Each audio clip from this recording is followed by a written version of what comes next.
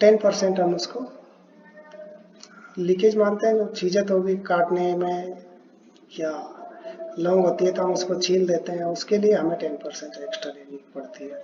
तो बैटन की कुल जो इस हिसाब से अगर हम लंबाई लें, कितनी कितनी लंबाई है स्विच बोर्ड से वहाँ तक जाने के लिए, जैसे हमने यहाँ देखा वहाँ तक जाने के लिए कितनी लंबाई चाहिएगी। SB1 से SB2 तक 3 मीटर, SB1 से L1 तक, L2 तक 1.5, L2 से F2 तक दिस। इसी तरह से सारी हम लंबाई निकाल लेंगे, सारे पॉइंट से लेकर स्विच बोर्ड तक, और एक पॉइंट से लेकर दूसरे पॉइंट तक अगर वायर जा रहा था उसकी लंबाई। ये सारी लंबाई अगर हम टोटल देखेंगे तो ये आ जाती है हमारी 558 अप्रोक्सीमेट, फुल फिगर में हम 60 मीटर कह सकते हैं। तो इस तरह से हमारी वायर की लंबाई आ गई है। इस वायर की लंबाई के हिसाब से हम वायर ले सकते हैं। बैटन की टोटल लंबाई हो सकती है, इस बैटन की जो बैटन है या कंडक्ट है उसके हिसाब से हम 3 गुना उसका वायर लेते हैं। ये हमारा एजम्पशन है, जितनी बैटन या कंडक्ट लगता है उससे 3 गुना हम वायर कंसीडर करते हैं।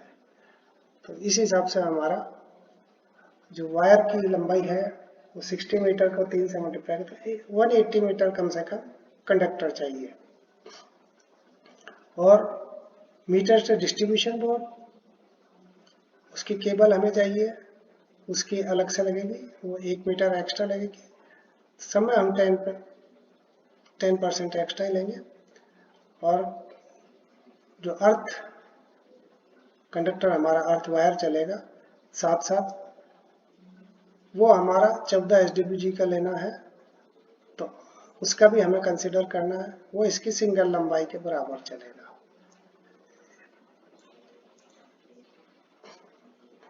अब अगर हम कॉस्टिंग की बात करें तो हमने मटेरियल निकाला है, उस हिसाब से हम मटेरियल शेड्यूल बनाएंगे। उस मटेरियल शेड्यूल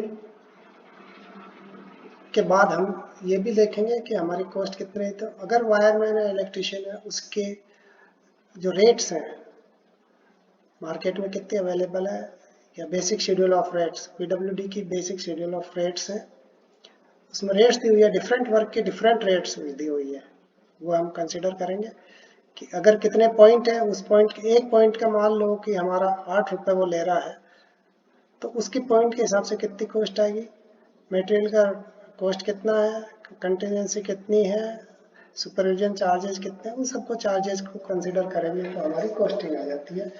अब हम देखें मटेरियल शेड्यूल। जिस हिसाब से हमने यहाँ पर बैटन की लंबाई निकाली है, हमने वायरिंग डायग्राम बनाना है, तो मटेरियल शेड्यूल जो बनेगा वो इस तरह से इस फॉर्मेट में होगा। जो जो हमने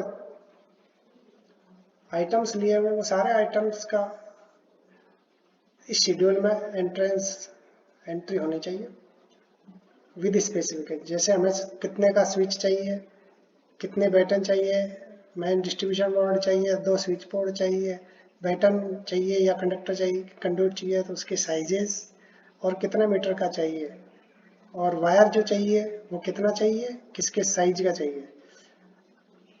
जैसे मीटर बोर्ड से लेकर मेन स्विच तक अलग चाहिए, स्विच बोर्ड तक अलग चाहिए, फिर स्विच बोर्ड से जो कंडक्टर जाएगा वो छोटा होगा, पतला होगा, क्योंकि उसका लोड अलग होगा। मेन स्विच पर ज़्यादा लोड होगा, स्विच बोर्ड पर लोड 800 वाट या 10 पॉइंट का ही होगा। जो दोनों स्विच बोर्ड का मेन स्विच पर या MDB पर आता है तो उसका कंडक्टर साइज बड़ा ही होना चाहिए हमेशा। बराबर नहीं हो तो कम से कम बड़ा तो रखना ही है, क्योंकि उस पर फ्यूचर में कभी भी हमें लोड ज़्यादा देना पड़े तो मेन बोर्ड या मेन डिस्ट्रीब्यूशन बोर्ड कभी भी चेंज नहीं करना पड़े, अदरवाइज चेंज करना पड़ता है, नेक्स्ट टाइप पे लाना पड़ेगा। इस तरह से कौन से टाइप के हमें स्विचेज काम में लेना है, जितने स्विचेज हैं, जितने पॉइंट है उतने स्विचेज हैं। सॉकेट आउटलेट लेंगे तो उनके स्विचेज अलग आएंगे। और जो सीलिंग रोजेज लिए हैं वहाँ से हमें जो फैन पॉइंट है उनको कनेक्ट करने के लिए फ्लेक्सिबल कोड भी चाहिए, वो हमने यहाँ ली हुई है। अर्थिंग कनेक्ट करने के लिए अर्थिंग रॉड वगैरह चाहिए, सिस्टम पूरा चाहिए। और नेल सीमेंट ETC, ये हमारा मटेरियल शेड्यूल है। वायरिंग डायग्राम की हम बात करें तो इस तरह का वायरिंग डायग्राम हमने पहले भी देखा। उस वायरिंग डायग्राम में हमारी ये वाली जो लाइट पॉइंट है ये वाले कनेक्ट किया हुआ है। एक सर्किट का हमने यहाँ दिया हुआ है, उसी तरह से दूसरा सर्किट को हम कंसिडर कर सकते हैं। एक लाइट में जैसे हमने 2 स्विच बोर्ड लिए हुए हैं, एक स्विच बोर्ड पर एक सर्किट पे हमने जैसे एक ये लैंप जोड़ा हुआ है, दूसरा ये फैन जोड़ा हुआ है सीलिंग रोज के द्वारा, दूसरा ये लैंप जोड़ा हुआ है, दूसरा सर्किट दिया हुआ है, एक एक्स्ट्रा रखा हुआ है। इस तरह से हम इसको वायरिंग डायग्राम को शो कर सकते हैं जिससे इजीली समझ में आ जाए। अब एक स्विच बोर्ड को अगर हम स्विच से कैसे कनेक्ट किया वो हम देखें, सप्लाई सिस्टम वायरिंग डायग्राम। तो ये हम देखें, ये हमारा मीटर बोर्ड आया है, इस मीटर बोर्ड से डिस्ट्रीब्यूशन बोर्ड दिया हुआ है। हमारे 2 सर्किट्स हैं, हमने एक सर्किट को इधर लिया हुआ है, दूसरे सर्किट को इधर लिया हुआ है। तो एक सर्किट से हमने देखा है स्विच बोर्ड है, इस स्विच बोर्ड से 2 सॉकेट अगर चाहिए तो इस तरह से लगा सकते हैं, और बाकी जो स्विचेज है हमने इस तरह से लिया हुआ है।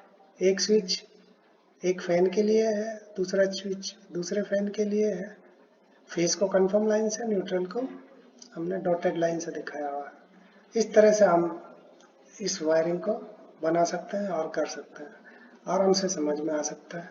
ये कंप्लीट वायरिंग सिस्टम है। एग्जाम्पल, इसी तरह से कोई भी एग्जाम्पल अगर हमें दिया हुआ होगा, इस तरह से हम इसको डिवाइड कर सकते हैं। अगर 3 फेज दिया हुआ है तो उस लोड को हमें बैलेंस में लेना है, ताकि जो न्यूट्रल है उस पर कोई भी एक्सेस करंट फ्लो नहीं हो।